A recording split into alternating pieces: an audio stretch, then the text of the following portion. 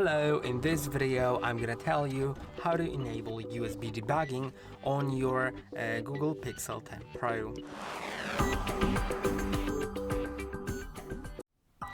USB debugging lets you do some things from USB like plugged into your computer, for example, that you can't typically do with your without it enabled.